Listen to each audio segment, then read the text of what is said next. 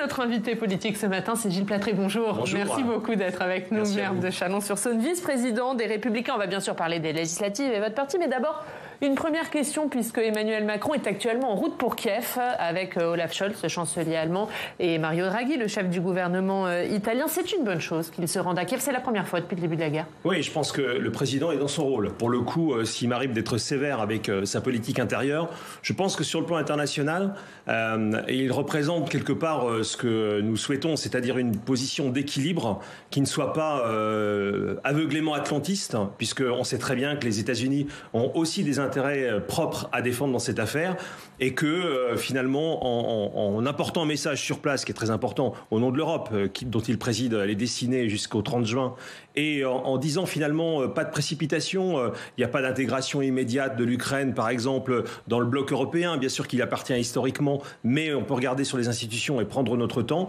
Je pense qu'il est dans une position d'équilibre, en tout cas moi qui me convient bien. Il n'y a pas de précipitation, il n'y a pas de suivisme, mais par contre il y a une solidarité et il y a aussi un dialogue qui doit être maintenu avec la Russie, ça me paraît très important. Nous ne sommes pas... Il a raison de dire qu'il ne faut pas humilier la Russie. Mais attendez, c'est une nécessité. Quand on regarde l'histoire, humilier la Russie, mais ce serait une folie pour toute l'Europe occidentale.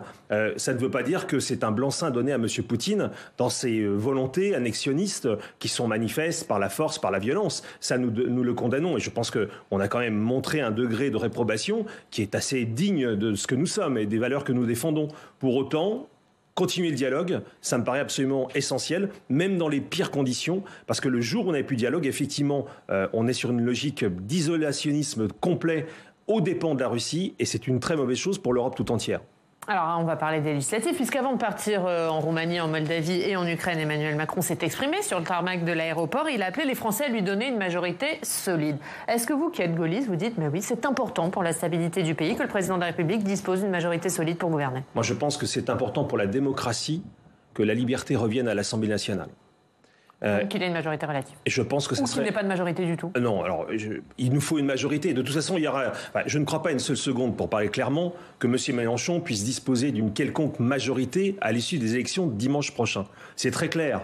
Ça a été agité par le bloc présidentiel avant le premier tour pour ramener, très clair, pour ramener des voix de droite sur le bloc macronien en disant attention, l'homme au couteau entre les dents, Jean-Luc Mélenchon s'avance de ses pouvoirs sanguinaires jusqu'à l'Assemblée nationale, tremblez bonnes gens, votez pour nous. Ça a plutôt bien fonctionné dans un certain nombre de circonscriptions, je pourrais vous en parler à titre personnel. Y compris dans la vôtre. Y compris dans la mienne. On va en parler. Bon, mais bien sûr, mais personne aujourd'hui, aucun analyste politique ne vous dit « Monsieur Mélenchon sera majoritaire ». Pour une simple et bonne raison, il n'a pas de réserve de voix pour le deuxième tour. Donc il aura un bon groupe, c'est une évidence, mais bien sûr qu'il ne sera pas majoritaire. Donc il reste deux solutions. Ou bien Monsieur Macron a réussi son coup de force, quand je dis de force dans le respect des institutions, mais c'est-à-dire un coup de force psychologique en disant vous avez peur, donc votez pour mes candidats. Et dans ce cas-là, il est en majorité absolue. Qu'est-ce qui se passe dans ce cas-là? Il va se passer en fait la même chose qu'il y a 5 ans, c'est-à-dire une Assemblée nationale sous contrôle, où le débat est complètement contingenté, où le contrôle du gouvernement est réduit. Qui se souvient encore qu'au début de la précédente législature, il y avait 2 jours de questions au gouvernement pour contrôler l'action du gouvernement? Eh bien depuis, vous n'en avez plus qu'un, vous êtes réduit à 2 minutes et en clair, le contrôle s'est réduit comme peau de chagrin. Avec une séance rallongée, hein. Oui, mais enfin attendez, sauf qu'on sait bien que les conditions du contrôle n'ont pas été là. Si le Sénat n'avait pas été ici sur l'affaire Benalla, qui l'aurait contrôlé à l'Assemblée nationale? Donc on voit bien qu'on a besoin d'une Assemblée qui respire, et s'il y a une majorité relative, deuxième cas de figure, je pense que c'est quand même ce sur quoi on se dessine, et ça me semble se dessine en tout cas sur le terrain. Ça veut dire concrètement quoi? Ça veut dire que les oppositions, toutes les oppositions, retrouvent du pouvoir, le pouvoir de discuter la loi, le pouvoir d'être respecté par la majorité relative. Bien sûr que le Premier ministre ou la Première ministre sera issu du bloc le plus important, donc le bloc macronien. Mais il devra ou elle devra discuter pied à pied chaque loi sans mépriser ses oppositions. Et ça s'appelle le retour du jeu parlementaire. Je pense que dans l'état de notre démocratie, avec une abstention record, comme on l'a jamais vu jusqu'à présent, c'est vraiment un record historique, redonner de l'air aux députés redonner de l'air au débat démocratique à l'Assemblée, c'est une très bonne chose pour le long terme. Donc c'est vraiment ce à quoi il faut à un moment donné s'attendre. En tout cas, je pense que ça se dessine, mais c'est surtout une espérance pour la démocratie. Mais est-ce que les seuls en capacité d'empêcher Emmanuel Macron d'obtenir une majorité absolue, ce ne sont pas les candidats de la NUP? Est-ce que dans ces cas-là, c'est pas aussi jouer contre votre camp Non, je ne pense pas. Une majorité relative? D'abord parce que vous n'avez pas ignoré le fait que nous avons plusieurs dizaines de candidats qui sont en lice et que nous avons bon espoir dimanche soir de nous compter avec un groupe significatif à l'Assemblée nationale. Je pense que en étant raisonnable, c'est toujours difficile les pronostics parce qu'ils vous reviennent dans la figure si jamais vous vous êtes trompé, mais en étant raisonnable, je pense que nous aurons une 60aine de députés, les Républicains, qui constitueront un groupe. Alors c'est moins que la dernière fois, c'est une évidence. Mais c'est beaucoup plus que ce que nous promettait en disant, rappelez-vous, vous allez disparaître de l'échiquier. D'ailleurs, avant les élections, vous allez tous vous rallier au camp présidentiel. Ça ne s'est pas passé à quelques exceptions près. Et donc, nos députés sont restés fidèles. Je pense que ce sera essentiellement des députés sortants qui seront reconduits. Il y aura quelques nouvelles têtes, et tant mieux, à l'Assemblée nationale. Mais en tout cas, on peut raisonnablement tabler sur un groupe de 60. Donc ça veut dire un groupe qui existe. Et qui fera quoi alors? Qui fera son boulot. Et en cas de majorité relative. Non, mais est-ce que vous serez une force d'appoint d'Emmanuel Macron et d'ensemble, ou est-ce que vous serez dans une opposition radicale? Non, vous savez, alors je pense que la vérité est entre les deux. Quand vous êtes un député responsable, soit vous vous dites, je suis là pour tout bloquer. Alors, bravo, 5 ans à tout bloquer, belle perspective professionnelle. Je trouve que c'est l'antithèse de ce que doit être le député. Le député est là pour contrôler le gouvernement et examiner les projets de loi, apporter des amendements, améliorer les textes de loi. Si vous vous mettez dans la tête dès le départ que de toute façon, vous ne voterez rien, comment voulez-vous amener quelque chose de positif au débat parlementaire? Les députés républicains resteront dans l'opposition. Ça a été dit et redit, nous l'avons exprimé clairement, nous n'allons pas être une force d'appoint pour consolider une majorité relative du président Macron. Alors ça a été exprimé clairement par la majorité, il y a quand même certaines personnes chez vous qui disent qu'il faut qu'on passe un pacte de gouvernement avec le chef de l'État. Ces personnes sont ultra minoritaires et je les respecte, je pense que ça n'est pas la bonne chose. Et du reste, on a un peu tranché tout ça, encore une fois. Rappelez-vous les appels de certains juste après la présidentielle en disant « rejoignons le camp de M. Macron », ça n'a pas fonctionné, puisque, encore une fois, à quelques exceptions près, quasiment personne n'a rejoint le camp présidentiel. Donc ce groupe sera indépendant. C'était pas n'importe qui. Il y avait par exemple Nicolas Sarkozy, lui, qui a appelé à un pacte de gouvernement. Oui. On l'a vu au premier tour des législatives. Il a soutenu la candidate de la majorité présidentielle dans les Alpes-Maritimes face à une candidate d'Éric Ciotti. Là, au second tour, il a reçu une candidate de la majorité présidentielle, alors que dans la même circonscription, il y a une candidate LR. Est-ce que vous dites... il n'a plus sa place chez nous? Est-ce qu'il a encore sa place aux Républicains, Nicolas Sarkozy, avec une telle attitude? Je pense qu'il n'a pas une place aux Républicains. Il a une place dans l'histoire. Il a été président de la République. Il est encore membre des Républicains. Non, mais alors, je vais vous dire, si vous me demandez d'approuver ce qui est en train de se passer, certainement pas. Voilà. Et je veux redire ici mon total soutien à Brigitte Kuster, en particulier, qui a été bien chamboulée par une visite qui a été faite rue de Miroménil par son opposante auprès de Nicolas Sarkozy il y a quelques jours. Je pense qu'il ne fallait pas recevoir cette personne, qui est sans doute très honorable, mais quand on a quelqu'un qui vous a été fidèle depuis toujours, on ne lui fait pas ce coup-là à 3 jours du deuxième tour dans une position qu'elle a à consolider et qui est encore fragile, même si je suis certain qu'elle va renverser la situation. Bon, mais est-ce qu'il faut aller jusqu'au bout de la logique et exclure Nicolas Sarkozy des Républicains? Attendez, je suis même pas sûr, je vais vous dire très honnêtement, pour l'exclure, il faudrait qu'il ait renouvelé sa cotisation. Je suis pas sûr que ça soit le cas. Voilà. Je demandais au trésorier, c'est lui qui a les finances. Donc, il n'y a pas besoin d'exclure Nicolas Sarkozy. Je pense que de toute façon... Il s'exclut lui-même. Mais il est déjà plus membre des Républicains. Mais encore une fois, je le dis avec un infini respect pour ce qu'il a fait. Mais je pense que là, il ne joue pas sa meilleure partition, très honnêtement. Tout le monde n'est pas d'accord chez vous, vous l'avez dit, sur l'attitude à adopter. Est-ce qu'à un moment, il va falloir se poser et revoir la ligne de votre parti? Et sur quelle ligne? Est-ce qu'il faut aller sur une ligne plutôt tournée vers le centre, ou est-ce qu'il faut aller sur une ligne de droite affirmée? Ça va être le travail des mois qui viennent. On avait dit on attend les législatives pour entamer ce travail-là. Les législatives seront terminées dimanche soir. Si la droite républicaine ne se met pas en condition de faire le bilan de ce qu'elle est aujourd'hui dans l'opinion, si elle ne se met pas en condition de tirer finalement la somme de tout ce qu'elle a fait depuis 20 ans, de tout ce qui a fonctionné et ce qui n'a pas fonctionné. En clair, si elle ne redéfinit pas un corps de doctrine cohérent, alors elle disparaîtra. On aura notre groupe qui fera son boulot à l'Assemblée, mais il n'y aura aucune perspective, et en tout cas aucune perspective à 5 ans pour la prochaine présidentielle. Vous posez la vraie question. Je ne vais pas apporter, j'ai un sentiment évidemment, une conviction sur la réponse. On ne peut pas être en même temps centriste et de droite. Il faut être très clair là-dessus. Et ceux qui le pensent, dans la foulée de la création de l'UMP, vous voyez, je remonte très loin, ont sans doute eu raison sur le court terme, parce que ça nous a permis de gagner des élections, mais on voit bien que sur le long terme, ça n'est plus audible. Donc l'alliance de la droite et du centre, ça doit être fini pour vous. Moi, je pense qu'il peut y avoir une alliance, mais justement, l'alliance, c'est pas dans la même maison. Vous pouvez avoir une alliance électorale. On a quand même des partis qui sont capables de s'allier. Regardez NUPES aujourd'hui, et pourtant, c'est des alliances qui souvent sont contre nature. Mais uniquement électorale. LR, ça doit plus être le parti de la droite et du centre. Je pense que ça serait une erreur de le considérer comme tel. Parce que si ça a fonctionné au moment de la création de l'UMP, ça nous a mis dans la même maison et finalement, ça nous a amené quelques victoires. On voit bien aujourd'hui que ce paradigme est essoufflé et que nous devons nous repenser dans une ligne idéologique beaucoup plus claire. Elle n'est plus lisible, sinon nous aurions fait un bien meilleur score à l'élection présidentielle. Bien sûr, on peut mettre ça sur le dos de Valérie Pécresse. Je n'ai pas été son soutien, comme vous le savez, dans cette élection. J'ai estimé qu'elle nous emmenait à la catastrophe. Je n'avais pas pensé que c'était à ce point-là. En tout cas, je ne l'ai pas soutenu. Je suis resté sur ma réserve et je n'ai gêné personne. Pour autant, ça n'est pas que le fait de Valérie Pécresse qui s'est passé. Quand vous avez 95% des Français qui ne vous écoutent plus, c'est que vous avez un problème d'audition au sens littéral du terme, c'est-à-dire on ne vous entend plus. Donc notre travail premier, et ça a commencé. Vous avez des groupes qui commencent à réfléchir. Alors peut-être les qualifiants de ton de petite chapelle.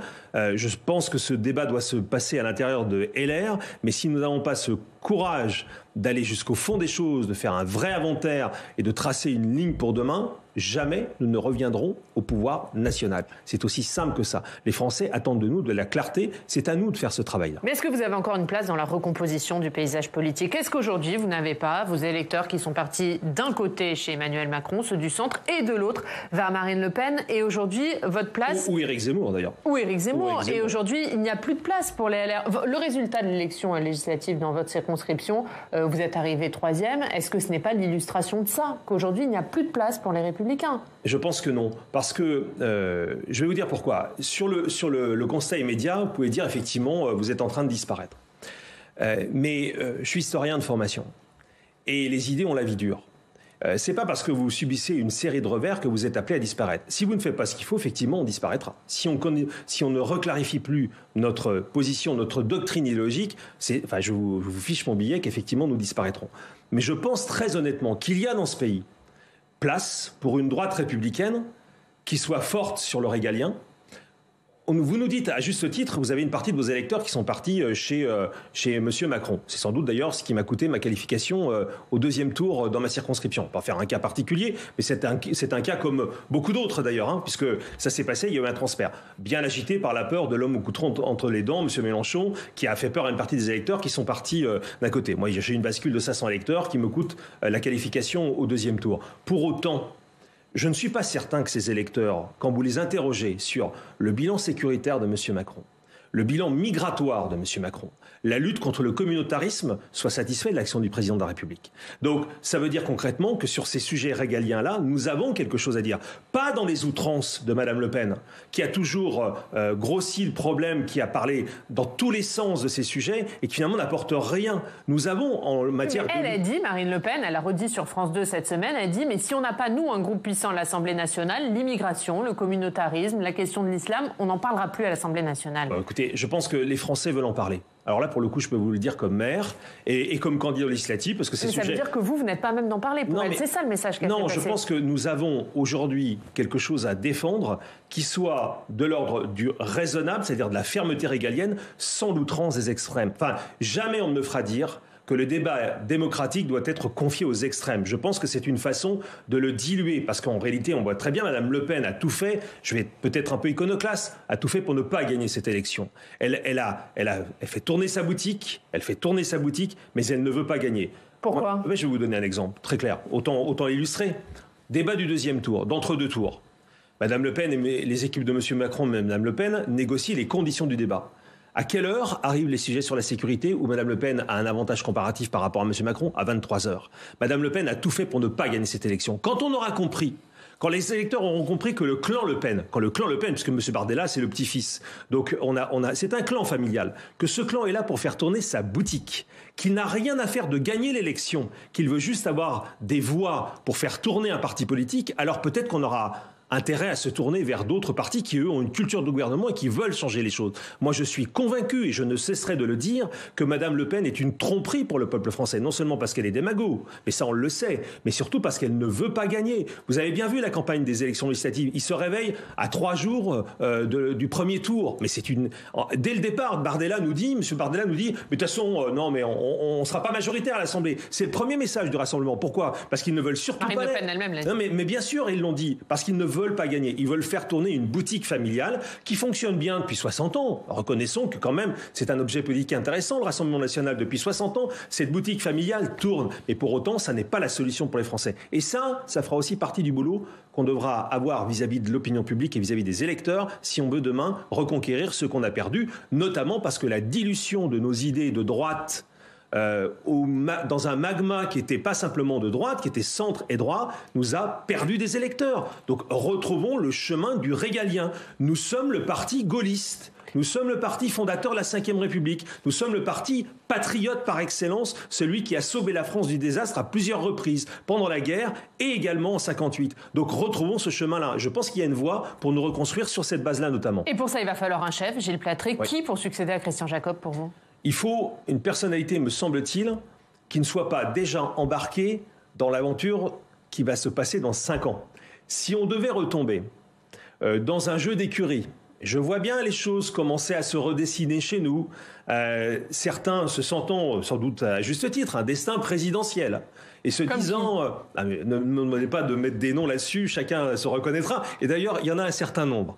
Mais si chacun reconstitue des écuries en prévision de 2027, c'est fini, on va disparaître. Moi, je plaide pour une présidence qui soit une présidence un peu temporaire, c'est-à-dire le temps de la sélection de notre candidat pour 2027 n'est pas encore arrivé. Donc le successeur de Christian Jacob ne doit pas être le candidat à la présidentielle. Attendez, alors là, on a fait une erreur fondamentale la dernière fois.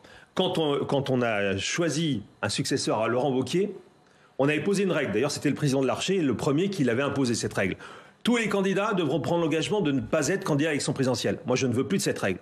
Parce que ça veut dire que vous avez un président qui renonce par avance à toute ambition. Non, je pense qu'il faut un profil qui rassemble, qui nous fasse travailler, un profil qui a envie de faire bouger sur la ligne idéologique, qui veuille que cette maison travaille sur sa doctrine, mais qui ne soit pas forcément, je dis bien forcément, celui qui a déjà l'ambition de nous conduire à la bataille en 2027. Donc c'est pas Laurent Wauquiez.